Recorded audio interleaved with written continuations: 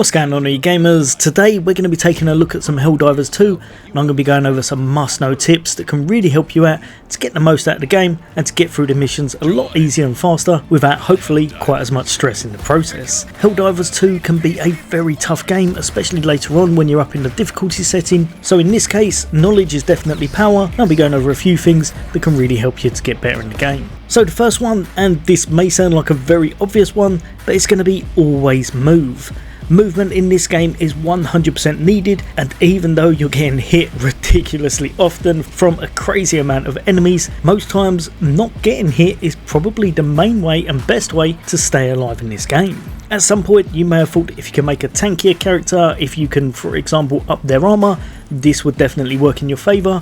However, from what I've found, it actually kind of acts as a bit of a deficit. For example, if you're using your war bonds and you're going into the store, you can purchase some heavy armour that looks absolutely fantastic, but this puts a strain on your stamina and your actual overall speed for your character.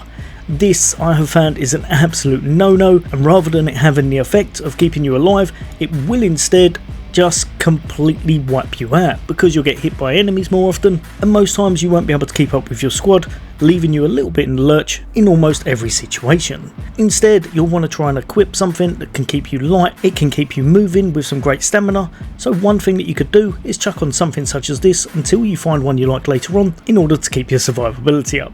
Another great choice, probably a little bit later in the game once you've got your level up, would be this just here. It's a little bit more of a medic setup, but it does give you nice stats overall, as well as giving you 2 extra stims, again adding to your survivability.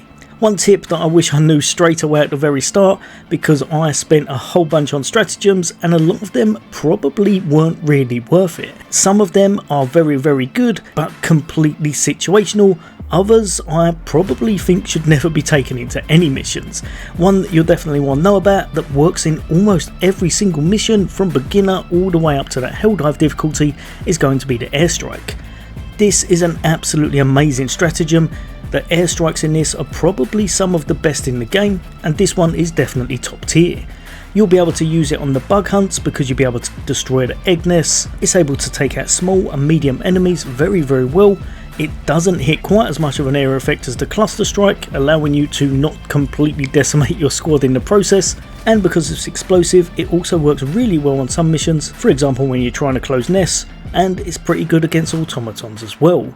The overall perfect pick for a stratagem that you can take into almost any occasion. Now as you're leveling up, one thing, especially if you're with a group, but even if you're not and you're playing solo, I would say try to make sure you purchase some of these over here with your medals once again, and that's going to be your boosters. I found late tier, if a lot of you have these on or don't have these on, can definitely mean the difference between surviving or getting completely wiped out. Some of them will help to enhance how much you actually are able to bring into the missions when you drop in from your drop pod. Others will help with things such as negating a little bit of your injuries. Ultimately, these are something that you should be putting on whenever possible, and I'd say definitely use some medals to pick these up early because your team will definitely thank you for it. Next up, and we're going to be going with the right tool for the job. Like I said earlier, airstrikes are absolutely amazing as they're very well rounded, can tackle almost any situation, but sometimes you're going to need the right tool for the job in order to get through some of these missions. Some enemies are very highly armoured, others have none whatsoever, and knowing how to tackle each enemy can really mean the difference between completing a mission or running around like a complete headless chicken fighting waves and waves of enemies until you eventually get overwhelmed. So unlocking weapons, stratagems and just making the most of your loadout in each mission you go into can really help you to stop struggling for those missions because you'll be able to take the enemies down a lot easier than before. Remember, in general automatons will have a lot more armour than the terminids, so if you're going into those missions you may want to focus on some weaponry that can tackle those really well. Some amazing things that can take out armoured content will be things such as the railgun, the 500kg bomb from one of your airstrikes, and in certain situations the 110mm rockets can also work really well because they're able to lock onto the closest big target. If however you're going to be tackling some of the multi-targets, for example you're after those terminids and you're taking out nests or whole waves of smaller enemies, then things such as the Eagle Strike cluster bomb or dropping in a support weapon like the Stalwart can definitely work in your favour to mow down your enemies and then get on with the mission at hand. Now in this game you would think you want to fight fire with fire because you're up against the toughest baddies in the galaxy, but one tip I would definitely say is to kind of stay away from fire. Most of the time in this, your fire-based weaponry and your fire-based stratagems don't seem to be working quite as well as some of the others. I've found the explosive or ones that are just doing damage rather than damage over time effects always seem to kind of outshine the ones that did fire-based damage. Especially as you start to get later into the game through the higher difficulties, you'll notice that the burn effect doesn't seem to be dwindling their health anywhere near as much as you'd hope, so being able to take them down with some other form of damage, most of the time just big damage in itself, I found always tends to work out best. Remember, there's always patches and things may change in the future, but for the moment, if you've got something that's fire-based, I would say it probably won't be as good as something you could get in any other damage type. Now, we spoke about this earlier, but one thing you'll definitely want to make sure of is going to be your stamina bar. Your stamina bar is going to be this bar just here, and if you are constantly sprinting, constantly running throughout the entire map, especially if you're not using your radar and you don't know when those patrols are coming in, you may well get caught off guard. In this game, if you're out of stamina, and especially if you get hit by an enemy that's going to injure you, for example your legs, unless you can take them out, most times you're in a whole bunch of trouble. Keep an eye on your stamina, use it when needed, but also use it in moderation, because being able to get in and out of those tricky situations is going to be one of the main ways to keep yourself alive, especially since some of the enemies in this can completely one-shot you at the hardest difficulty, so keeping up your stamina, diving out of the way whenever possible, will keep you alive a whole bunch more than if you're constantly holding it down and not being aware of your surroundings. Now, when I first jumped into this game, I really struggled. I went into some planets that I probably shouldn't have and found out the hard way that this game is very much unrelenting. I failed my first 2 missions, and then I tried to work out a way that I could level up fast.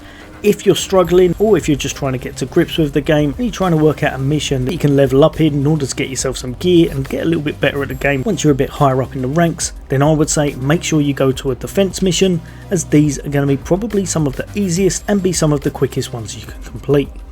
Remember, you can do this on the automaton side, or you can do it over on the terminid side, but what you want to do is grab yourself a couple of stratagems that can really help you out, for example some of the turrets, and some of the eagle stratagems such as the cluster bomb, as these can make light work of the enemy and can rack up kills very fast. You'll be able to clear these, you'll be able to get some really nice XP in a timely manner with this, level up faster than you probably would any other way, and if there's not many around and you need to replay them, just remember, drop down to another mission. Then you're going to go to this option just here where you return to your ship alone, then it's going to kind of reset all of the missions within those worlds and you'll be able to drop down and do another defense mission straight away. I found this to be the best way to level up and can really help you out, especially if you're a little bit early on or if you're struggling to get into the groove of things and want to build up some resources and purchase some items to make yourself a bit stronger.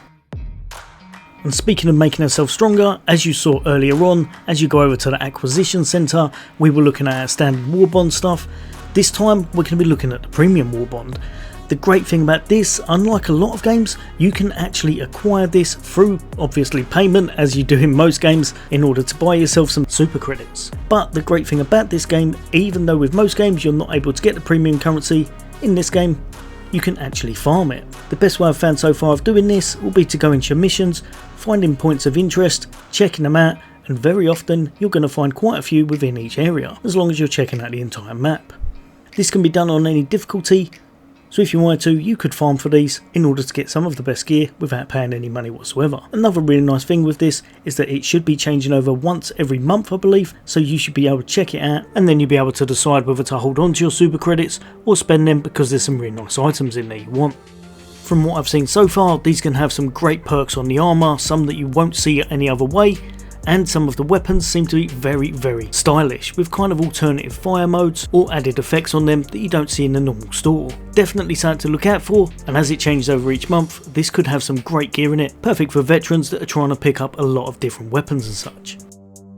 Over to something very similar, but this time we're going to be checking out the superstore.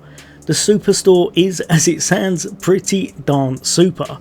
You can get some really unique items in here. Again, it is something you're going to have to spend that currency on, but as long as you've farmed it or as long as you've saved a few up, you may well be able to get yourself something very unique here. This is going to change every 24 hours, so I'd recommend checking this out daily, because sometimes you can get some items in here that make your character look absolutely amazing, or some items that may do something that you haven't been able to get within the normal store. And again, like I said earlier, the fact that you can actually farm these works out perfectly, especially if you've put quite a few hours into the game, because then you'll still have things to farm for in order to get some of the best gear, or of course some of the best looking gear currently in the game. Lastly, and I would say your operation modifiers is something you want to have a look at before you go into each of these missions.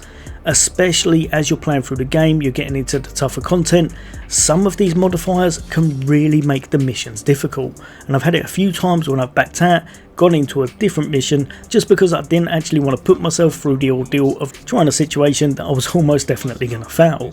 There were a few that are definitely tougher than the others, such as this one just here. Electronic countermeasures means your stratagem codes are going to be scrambled.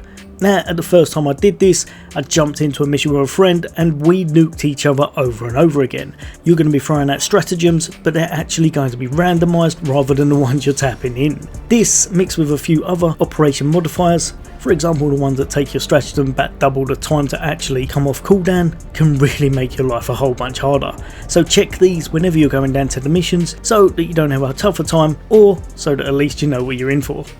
But yeah, nobody said it's going to be easy to bring liberty to the galaxy, but hopefully these tips have helped you out. There'll be a lot more content on the way from me. As always, Full Fizz Gaming, take care. I'll see you on next day.